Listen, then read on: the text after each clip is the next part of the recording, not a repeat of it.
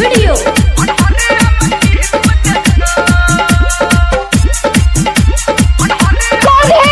DJ Pappu Ram mobile Chaudharana. DJ Pappu Ram mobile चौधराना।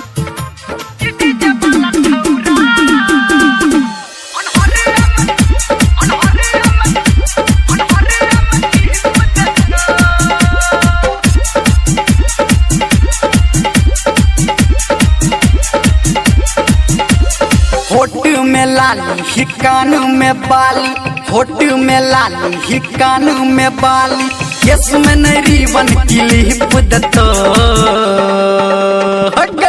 कि DJ वाला छोरा अनहरिया में टिप दतो कि डीजे वाला छोरा अनहरिया में टिप दतो।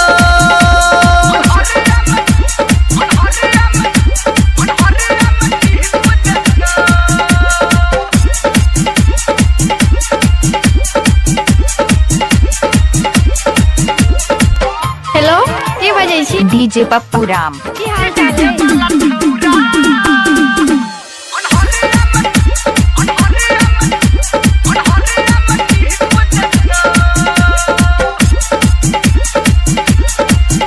हेलो, के बजै छी? डीजे पप्पू राम। की हाल चाल है?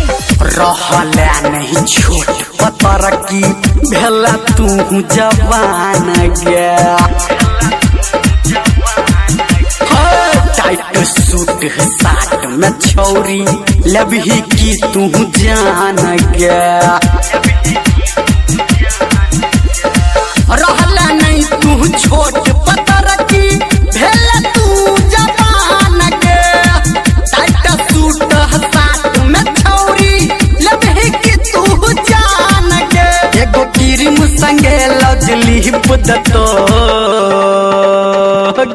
कि डीजे वाला छोरा अनहरिया में टिप दतो कि डीजे वाला छोरा अनहरिया में टिप दतो।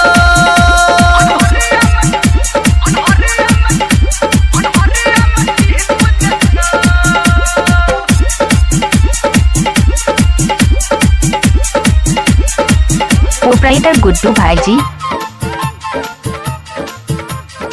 प्रोप्राइटर गुड्डू भाई जी।